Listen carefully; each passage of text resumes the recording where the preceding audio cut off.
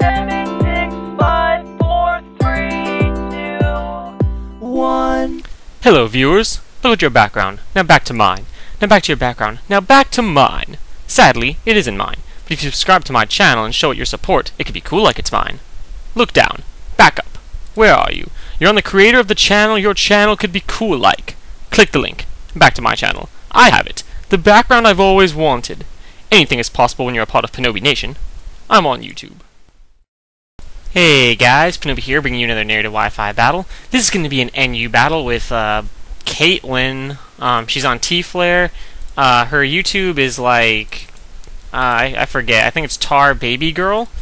She doesn't upload Pokemon battles, but you know, that might change in the future, not really sure. But yeah, NU battle, like I said, I'm going to switch predicting the fake out, and then we're both going to exchange rocks. She knows that even if I go for the EQ, it's safe because she has a sash, which is a pretty good play on her part. So now she's just going to go for the Heat Wave, get in some damage. You know, just because she has a sash, so if she switches out now, her sash is just going to get broken later, which pretty much her staying in tells me that she either thought it would do more damage, but I don't think so because she seems pretty smart, or she doesn't have a spinner. So I'm already thinking she doesn't have a spinner. I'm just going to go ahead and go out into my Space Shark, because I know I can take a Heat Wave incredibly well, and because now she can't switch out because of rocks, because like I said, no spinner. So she actually carries the Grass Knot, but that's not going to do jack diddly balls. Just going to go ahead and go for the Toxic, because Toxic is like, what, 85 accuracy or something, and Hydro Pump is 80. So, pretty good move on my part, and all that good stuff. She's going to go out into I'm Chubby, which, you know, has good special defense because it's a Munchlax. I'm just going to go for the Confuse Ray just to test out, you know, what kind of set this is. I don't want to go for the Toxic just in case it's some sort of Curse Resting set. But she goes for Protect, which is already making me think it's not that. And then now she's going to go for the Toxic, which is pretty much going to confirm it in my eyes that this is not any sort of, you know, cursing attack set or anything like that. It's not even probably a resting set. So I'm just going to go ahead and go straight away for the Toxic. I'm feeling pretty good. My Mantine, of course, has rest, so I'm really not concerned with the Toxic Poison. She's just going to go for a Return, which does very considerable damage.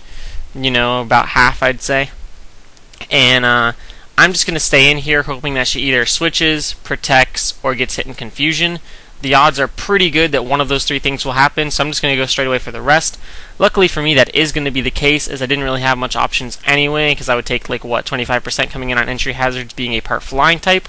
She's going to go to her Artard Broom, which I thought was a sweeper, because, you know, I have a sweeper named Broom, haha, Broom, Sweep, haha. But I guess she's mind gaming me there, because it is not a sweeper, as we're going to come to find out. So she switched into Hitmonchan, so I'm going to switch out into my Handshake, which I should probably rename this guy Plu, because if you've seen my other Metang that's shiny, his name is Plu, and if you don't get that, then I'm sorry. But anywho, I'm going to set up a Reflect. Judging by the damage, I can tell already that she's not banded, but the fact that she went for CC twice in a row, considering that I could have had, like, a, you know, I mean, I guess that doesn't really, it's not really definitive yet, but just the fact that she uses the same move twice in a row makes me think that there's a possibility she's choiced, and from the damage I can tell she's not banded, and I haven't really seen a revenge killer except for possibly this Espeon.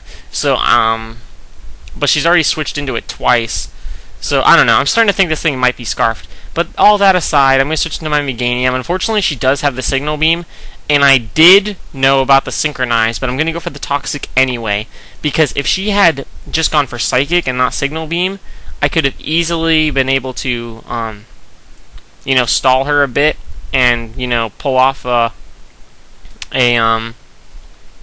called Aromatherapy. Unfortunately, she does carry the Signal Beam, which is going to give her just that little bit extra. 140 base power versus like 135. Maybe it didn't matter, but whatever. I'm going to switch out to my other special wall, resisting her move. Now I'm hoping she'll switch out. But she actually goes for a Wish, so that's why I switched back into my Land Before Time.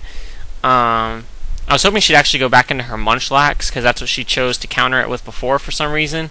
Although, considering that she switched out, that was probably a bad play on my part. But considering that she's going to go for the Heal Bell this turn, because she said she didn't think I'd have Aromatherapy, it just totally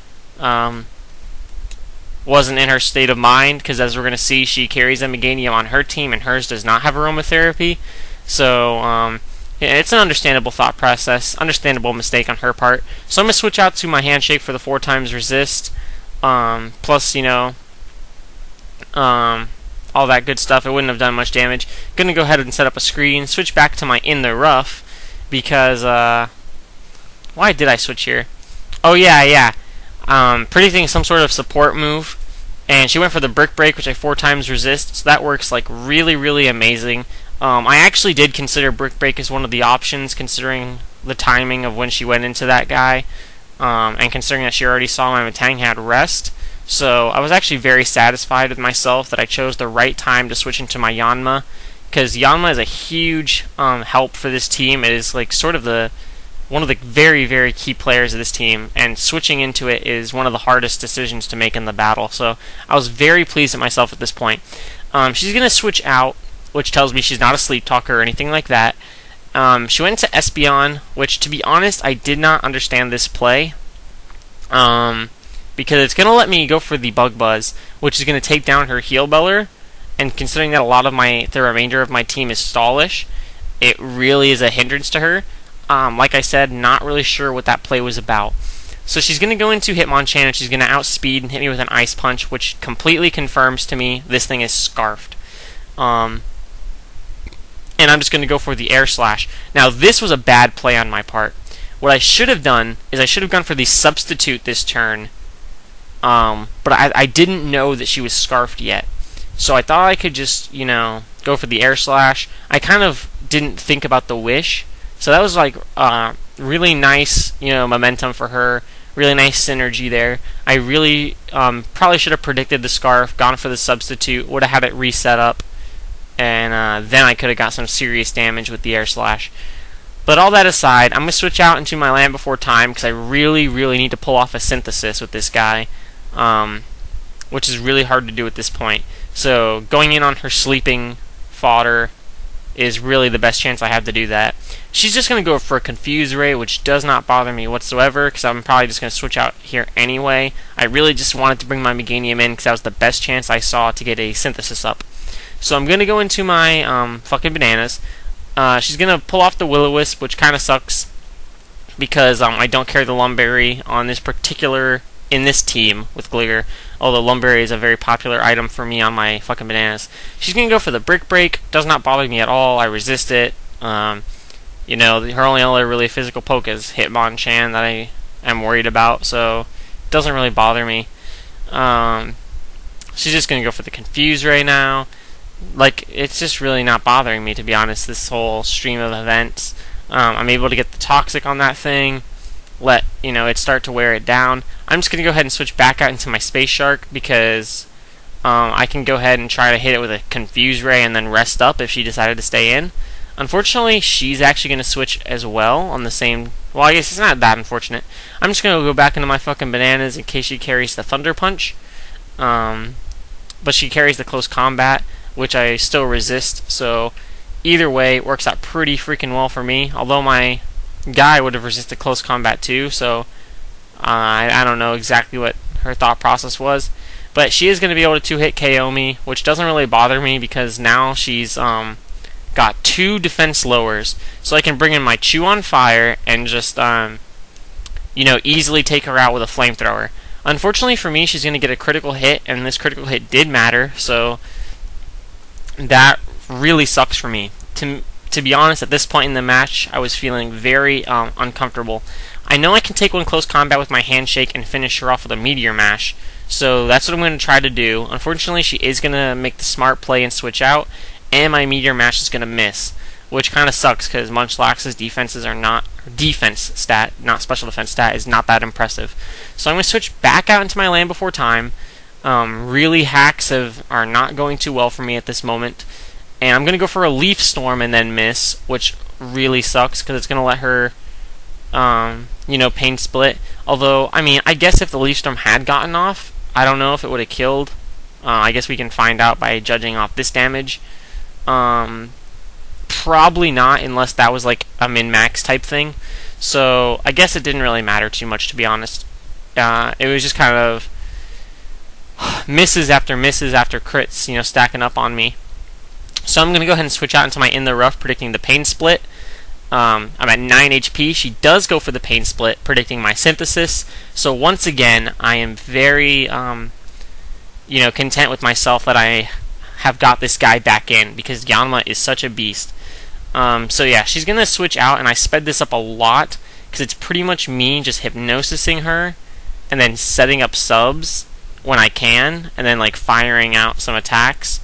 And wow, that looks really not fluid when I'm narrating this. I don't know if it'll look better for you guys, but sorry if that didn't make sense to you. I just was putting that thing to sleep and wearing it down and setting up subs, but wow, that looked very unfluid on my Windows Movie Maker, because Pro. So she's going to go back into the Hitmonchan, which, to be honest, I didn't think was the best move. I'm just going to Air Slash, and it is going to take it out. So pretty awesome for me. I guess she was hoping she could live one Air Slash, so that was probably her thought process there, based on maybe the damage from the last one. So now she's going to reveal, I think, her last poke to be a Meganium, which her only attacking move on Meganium is Energy Ball. So my Yanma was actually a pretty significant counter to her team, able to take on the likes of Hitmonchan, Espeon, Meganium, and through Hypnosis / Substalling, even Munchlax. So even though hacks are pretty mean to me for a while there, I actually hit like 3 or 4 even Hypnosises in this match without missing, which, consider I do have the Compound Eyes ability, but still, pretty lucky that none of those missed. That was pretty important for me. So I guess it was all almost even. That was a really good game, Caitlin, or whatever your other name was. Link in the description. Hope you guys enjoyed the intro. Check out all the links in the description. I'll have more videos up for you guys soon, and that's about it for me. So peace out.